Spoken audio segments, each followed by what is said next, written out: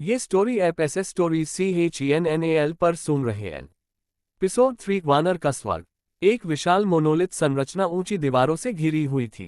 प्रवेश द्वार पर सुरक्षा थी और दीवारों पर भारी हथियारों से लैस सैनिक थे। भले ही ये केवल एक F रैंक वाली कालकोठरी थी, लेकिन ये हर दिन लाखों डॉलर के राजस्व के लिए बना था, जिसमें बड़ी संख्या में लोग प्रवेश करते थे, राक्षसों को साफ करते थे और उन्हें अंदर प्राप्त संसाधनों को बेचते थे। इस मोनोलिथ का रंग नीला था, जो दर्शाता है कि यह एक सामान्य कालकोठरी थी जिसमें कालकोठरी टूटने का बहुत कम खतरा था। यदि रंग नारंगी और फिर लाल में बदल गया तो इसका मतलब था कि एक कालकोठरी टूटना आसान था। कालकोठरी को नियमित रूप से साफ करने से रंग नीला रहता था, जिससे यह एक खजाने में बदल जाता था और सक्षम लोग इसकी खेती करते थे। आपके पास हमेशा हंटर्स से हताहत होते थे जो या तो खुद से भरे हुए थे, बुरे टीम के साथी, या सिर्फ सादे बदकिस्मत थे। अब मुझे पूरी उम्मीद है कि मैं खुद को खुद से बहुत अधिक भरने की श्रेणी में नहीं बनाऊंगा। अपनी बुद्धि इकट्ठा करते हुए मैं अंदर जाने से पहले बाड़े के धातु के प्रवेश द्वार पर गार्डों को अपनी शिकारी आईडी दिखाता हूं। दीवारों के अंदर कुछ शिकारी टीमें थीं जो अपने गियर को क्रम में प्राप्त कर रही थी या बस बात कर रही थीं। कुछ लोग इधर उधर खड़े होकर पार्टी बनाने या दूसरों को अपनी पार्टी में आमंत्रित करने की तलाश में थे। नीले मोनोलिथ के केंद्र में एक चौकोर दरवाजे जैसी संरचना थी। ये दरवाजे जैसी संरचना थी कि आप कालकोठरी में कैसे प्रवेश करते थे। एक समूह में उन लोगों को कुछ सेकंड के अंतर के साथ दरवाजे को छूना होगा, लेकिन 1 मिनट के अंदर एक साथ कालकोठरी की पहली मंजिल पर स्थानांतरित किया जाना होगा। मेरे सामने पहले से ही कालकोठरी में जाने के लिए एक पार्टी तैयार थी, इसलिए मैंने अपने आसपास के अन्य शिकारियों के बारे में अपनी जिज्ञासा पर शासन किया और इन गोइंग पार्टी से कुछ फीट की दूरी पर खड़ा हो गया। कुछ शिकारियों को एक अकेले आदमी को खुद से इंतजार करते हुए देखने में ज्यादा समय नहीं लगा। ओह, क्या वह बच्चा अकेले अंदर जाने की सोच रहा है? हंटर भाई, एक और मौत की इच्छा के साथ हंटर बी बस उसे अनदेखा करें। कौन जानता है, शायद वह उन विलक्षण लोगों में से एक है जो F रैंक कालकोठरी को एकल कर सकते हैं।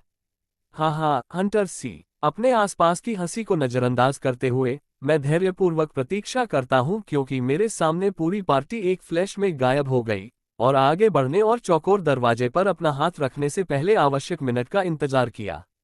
एक पल में मुझे एक बड़ी गुफा में ले जाया गया, जहां मैंने अभी अभी 1 मीटर लंबे काले वानरों का ध्यान आकर्षित किया था। 22। मैंने खुद को पूरे ध्यान में लाया और अपना पहला कालकोठरी शिकार शुरू करने से पहले वानरों और अपने आसपास दोनों का अवलोकन किया।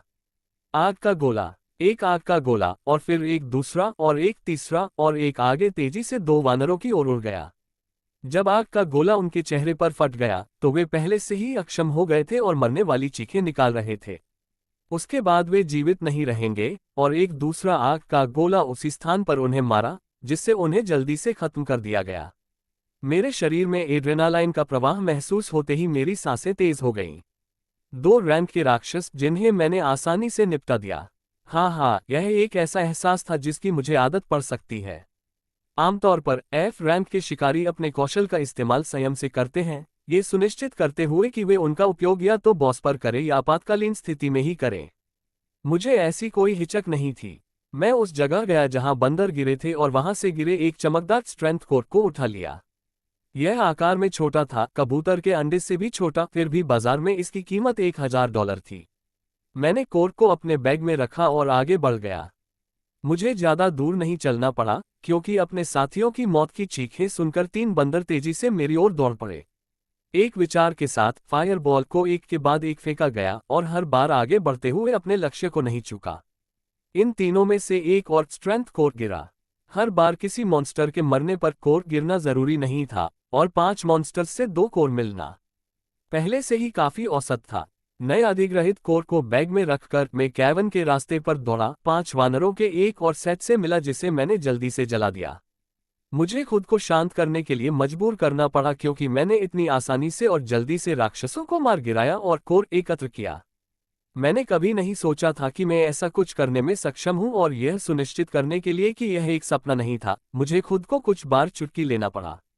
अपने आप को शांत रहने के लिए मजबूर करते हुए मैंने पहली मंजिल को जल्दी से साफ किया और घुमावदार सीढ़ियों से नीचे 2 मंजिल की ओर चला गया। वानर 3-5 के बैचों में आए, और जब मैं पास आया तो मेरी ओर दौड़े।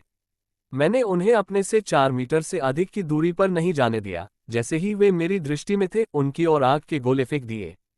और ठीक उसी तरह एफ रैंक वाले कालकोटरी वानर का स्वर्ग में एक अविश्वसनीय दृश्य हुआ। आराम के एक पल के बिना एक एफ रैंक वाले शिकारी ने दूसरी मंजिल को साफ कर दिया और तीसरी और पांचवा नौवीं मंजिल के अंत तक आसानी से सभी तरह से। वाह! बॉस के कमरे के सामने पहुंचते ही मैंने खुशी से चिल्लाते हुए अपनी भावनाओं पर काबू खो दिया। मैंने कभी सोचा भी नहीं था कि ऐसा भी हो सकता है। बिना किसी परेशानी के मैंने अकेले ही बंदरों के समूहों को मार गिराया, कई कोर एकत्र किए और बॉस रूम तक पहुंच गया। मैंने अपनी भावनाओं को काबू में रखते हुए आत्मविश्वास भरी मुस्कान बिखेरी और बॉस के कमरे की ओर आगे बढ़ गई। अंतिम कक्ष, जो एक गोलाकार गुफा है, में एक विशालकाय बंदर मेरा इंतजार कर रहा है। गर्जन, चीख से गुफा हल्की सी हिल उठी। मेरे चेहरे से मुस्कान नहीं हटी, क्योंकि 5 आग के गोले उस बंदर की ओर उड़े जो अब मेरी ओर दौड़ रहा था। पहला गोला उसकी छाती पर लगा और उसे वहीं रोक दिया। दूसरे और तीसरे गोले ने उसके कंधों पर प्रहार किया और उसे पीछे की ओर धकेल दिया। चौथे और पांचवें गोले उसके सिर के दोनों ओर फटे और उसे पूरी तरह से खत्म कर दिया। जैसे ही वानर नीचे गिरा, आखिरी मंजिल पर एक चकाचौंध करने वाली रोशनी चमकी और बीच में एक हरा क्रिस्टल गुलाब। इस क्रिस्टल को छूने से आप कमरे से बाहर निकल सकेंगे और कालकोटरी के प्रवेश द्वार के पास एक यादृच्छिक स्थान पर दिखाई दे सकेंगे। मैं धीरे धीरे अपने पहले पूर्ण कालकोटरी शिकार में आनंद लेता हूं, उस पर एक एकल। फिर मैं किसी भी संभावित बूंदों को देखने के लिए अब मृत वानर की ओर जाता हूं। इसके पक्ष में कुछ एफ रैंक कोर मौजूद हैं। एक कौशल पुस्तक के साथ मैं कोर को पकड़ता हूं और कौशल पुस्तक तक पहुंचने से पहले उन्हें बैग के अंदर रखता हूं। माइनर हील अब मेरे हाथ में था, जिससे मुझे काफी झटका लगा था। यह एफ रैंक कौशल पुस्तकों में सबसे दुर्लभ नहीं थी, लेकिन यह अधिक महंगी पुस्तकों में से एक थी क्योंकि यह आसानी से किसी भी कटौती और मामूली चोटों का ख्याल रखती थी। मैंने कौशल को बैग के अंदर भी रखा और अपने सामने हरे क्रिस्टल को घूरते हुए बैठने और सोचने के लिए आगे बढ़ा। समस्या यह है कि मुझे अब से खुद को कैसे संभालना चाहिए। एक एफ रैंक नए जागृत शिकारी ने 30 मिनट से कम समय में एफ रैंक वाले कालकोटरी को साफ करना अविश्वसनीय था। एक ही चीज को पूरा करने में सक्षम होने के लिए यह कोई ऐसा व्यक्ति होना चाहिए जो बी रैंक या उससे ऊपर था। मैंने ये सुनिश्चित किया कि जब मैंने लाइसेंसिंग परीक्षा दी तो मैं क्या कर सकता था, क्योंकि वर्तमान में मेरे पास जो कुछ भी है वही ये तथ्य है कि मेरे पास कौशल डालने के लिए ऊर्जा का एक बड़ा पूल है। इसका मतलब यह नहीं है कि मैं शक्तिशाली हूं, न ही मैं किसी रैंक बी या उससे ऊपर की शक्ति रखता हूं। यहां तक कि एक रैंक डी या सी भी आसानी से मेरे पीछे छिप सकता है और मुझे तब तक बाहर ले जा सकता है जब तक वे मुझसे तेज हैं। इसलिए मेरी योजना तब तक कम महत्वपूर्ण रहने की थी जब तक कि मैं अधिक कौशल नहीं खरीद सकता, अधिमानतः उच्च रैंकिंग वाले जो मेरे बड़े ऊर्जा भंडार से मेल खाते थे। और इसके लिए पैसे की आवश्यकता थी। हालांकि मेरे दिमाग में एक और योजना बन रही थी। एक बार वानर के स्वर्ग को साफ करने से होने वाले लाभ की देखते हुए मेरे पास कुल एफ रैंक स्किल बुक और 40 जोड़ कोर 160 से अधिक वानरों से थे, जिन्हें मैंने पहले 9 मंजिलों से मार डाला था। इसने अकेले मुझे कुछ त्वरित योजनाएं बनाने के लिए साहसी बना दिया। केवल एक कालकोटरी से अकेले दौड़ने से मैं $60,000 से अधिक कमा सकता हूं 30 मिनट से कम समय में। इसने अकेले मुझे एक बड़ा झटका दिया। सामान्य पार्टियों को लूट को विभाजित करना होगा और उन्हें करीबी लड़ाई में राक्षसों से लड़ने में 2 घंटे से अधिक समय लगेगा, जिससे उन्हें थकावट आ गई और कई पार्टियों को प्रत्येक कालकोटरी चलाने के बाद कुछ घंटों के लिए स्वस्थ होना पड़ा। अधिकांश पार्टियां दिन में 1 या 2 बार कालकोटरी में जाती थीं। प्रत्येक व्यक्ति लगभग $10,000 कमाता है। एक शिकारी का जीवन बहुत शानदार माना जा सकता है। इसलिए यह मानते हुए कि बॉस या तो एक कौशल पुस्तक या संभवतः एक आइटम गिराता है, मैं प्रत्येक रन के लगभग 60 भव्य बना सकता हूं। इसने मेरे दिमाग में कई विचारों को बेतहाशा नाचने पर मजबूर कर दिया। मैंने पहले ही शिकारियों को देखने और उनके बारे में जनता के लिए उपलब्ध हर ज्ञान पर शोध करने में कई महीने बिताए हैं। मैंने सभी ज्ञात स्किल बुक और आइटम में और भी अधिक शोध किया है जिन्हें बॉस रूम से गिराया जा सकता है। मेरे जैसे बड़े ऊर्जा पूल वाले किसी व्यक्ति के लिए मेरे मन में पहले से ही कुछ किताबें थीं जो बहुत अच्छी तरह से काम करेगी। बेशक मुझे ये भी परीक्षण करते रहना होगा कि मेरे पास वास्तव में कितना फोकस है। मेरे दिमाग में एक जंगली विचार उठता रहता है कि मैं मनोरंजन नहीं करना चाहता क्योंकि यह बहुत भव्य है। संभावना है कि क्योंकि मेरा फोकस खाली दिखाई देता है और मैं बार बार थकावट की भावना के बिना कौशल डालना जारी रख सकता हूं। इसका मतलब ये हो सकता है कि मैं जितना चाहूं उतना कास्टिंग कौशल जारी रख सकता हूं। बूम! ऐसा लगा जैसे मेरे दिमाग में कुछ फट गया था क्योंकि यह विचार आया था और मेरे दिमाग ने इसे अधिक से अधिक मनोरंजन किया था। मेरा दिल भी तेजी से धड़क रहा था कि यह एक संभावना भी हो सकती है। लेकिन क्यों नहीं? मैंने अब तक जो देखा है उससे मेरी फोकस विशेषता का कोई मूल्य नहीं है। क्या ये सोचना अधिक तर्कसंगत है कि यह वास्तव में एक उच्च संख्या है जिसे मैं किसी तरह नहीं देख सकता हूँ, या क्योंकि यह खाली है और मैं अभी भी कौशल डाल सकता हूँ, मैं बस कुछ कम करने की समस्या के बिना कौशल डालना जारी रख सकता हूँ। नई योजना पर विचार करने से पहले मैंने अपनी घबराहट को शांत करने के लिए गहरी सांस ली। ये कुछ हद तक जोखिम भरा था, लेकिन ये तेज होगा और भविष्य में आने वाली किसी भी संभावित समस्या को कम कर देगा, चाहे वह राक्षसों से हो या शिकारियों से। प्रलय के बाद की दुनिया बहुत बदल गई थी, लेकिन फिर भी वैसी ही थी। अब तो ये खतरों और मौतों से और भी भरी हुई थी। एक शिकारी को राक्षस आसानी से मार सकते थे, दूसरे शिकारी उसका सामान लूट सकते थे, या अगर वह सरकार की बात नहीं मानता तो सरकार उसे मार सकती थी। ऊपर चढ़ते समय अपनी सुरक्षा सुनिश्चित करने के लिए मुझे अत्यधिक रक्षात्मक और आक्रामक कौशल के साथ साथ गति बढ़ाने वाले कौशल की आवश्यकता होगी।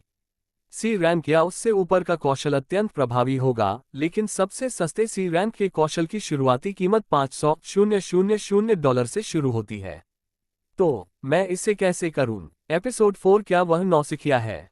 या फिर मेरे दिमाग में एक विचार पक्का हो गया और जड़ पकड़ लिया। मुझे पता था कि मुझे क्या करना है। मैं बहुत ज्यादा हंगामा नहीं मचाना चाहता था, इसलिए भले ही मुझे थोड़ा घुमा फिरा कर जाना पड़े, मैं आज भी कालकोठरियों में उतरना जारी रख सकता हूँ। एप्स पैराडाइज से निकलने के बाद योजना ये थी कि किसी दूसरे कालकोठरी में जाया जाए।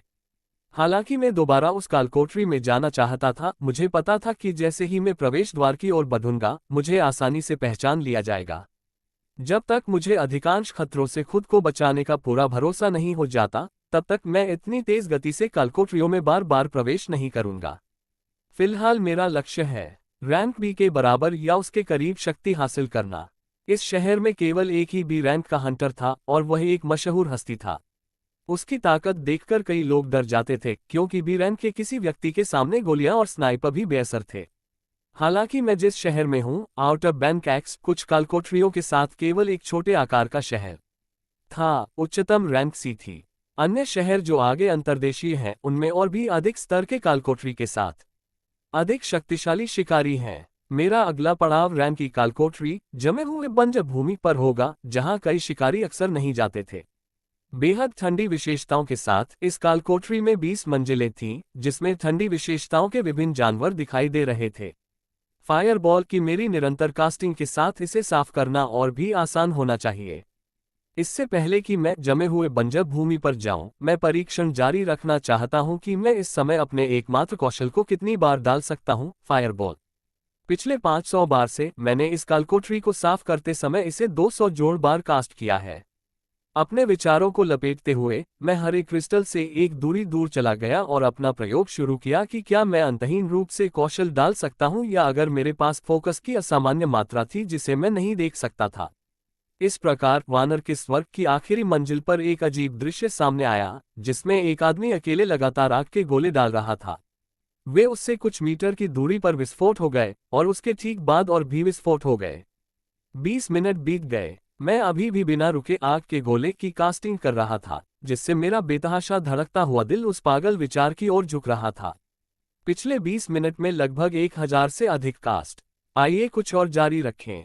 40 मिनट बाद मैं उत्साह से आगे निकल गया था, डर से उबर गया था, पूरे हास्यास्पद विचार पर काबू पा लिया और इसे एक तथ्य के रूप में लिया।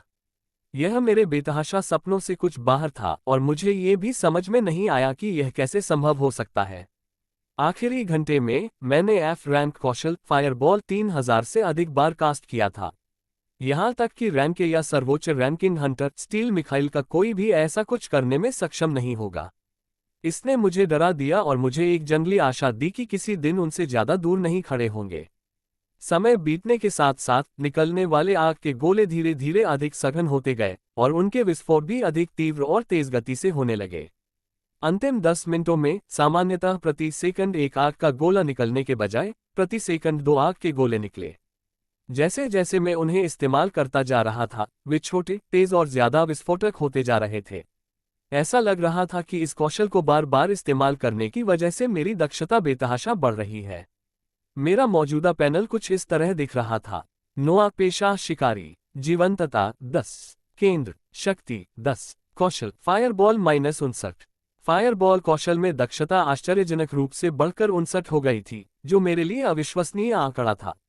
जहां तक मुझे पता था, बहुत कम लोग ऐसे थे जिनकी दक्षता 30 से अधिक थी, क्योंकि शिकारी समय के साथ लगातार खुद को बेहतर बनाते रहते थे और उच्च श्रेणी के कौशल प्राप्त करते रहते थे। एक F रैंक का हंटर जो फायरबॉल को अपने पहले कौशल के रूप में इस्तेमाल करता है, वह जैसे ही उसे एक ही रैंक का कौशल खरीदने के लिए पैसे मिलते हैं, उसे इस्तेमाल करना शुरू कर देता है। कोई भी इतने लंबे समय तक सबसे निचले रैंक के कौशल का उपयोग करने में इतना समय नहीं बिताता। उच्च दक्षता को देखते हुए मैं ये सोचकर उत्साहित हो गया कि अगर मैं इसे और अधिक इस्तेमाल करता रहूं और इसकी शक्ति को और भी बढ़ाऊं तो क्या होगा। फायरबॉल कौशल की शक्ति फिलहाल अगले रैंक के किसी भी अन्य कौशल से कहीं अधिक है। क्षति पहुंचाने की क्षमता और गति के मामले में ये संभवतः अपनी आक्रामक क्षमता में रैंक डी के करीब है। मैं अंतहीन कास्टिंग के अपने परीक्षण को जारी रखने के लिए बहुत उत्सुक था, लेकिन मैंने खुद को रोक लिया और अपने एजेंडे में मौजूद योजनाओं पर आगे बढ़ने का फैसला किया। मैं कमरे के बीचों बीच स्थित अभी भी चमकते हरे क्रिस्टल की ओर बढ़ा और उस पर अपना हाथ रखा, जिससे मैं तुरंत ही मोनोलिथ के बाहर टेलीपोर्ट हो गया। मैं प्रवेश द्वार से कुछ ही दूरी पर प्रकट हुआ और कुछ लोग आश्चर्य भरी निगाहों से मेरी ओर देख रहे थे। क्या उसकी पूरी टीम हार गई या यहाँ कोई रैंकर है?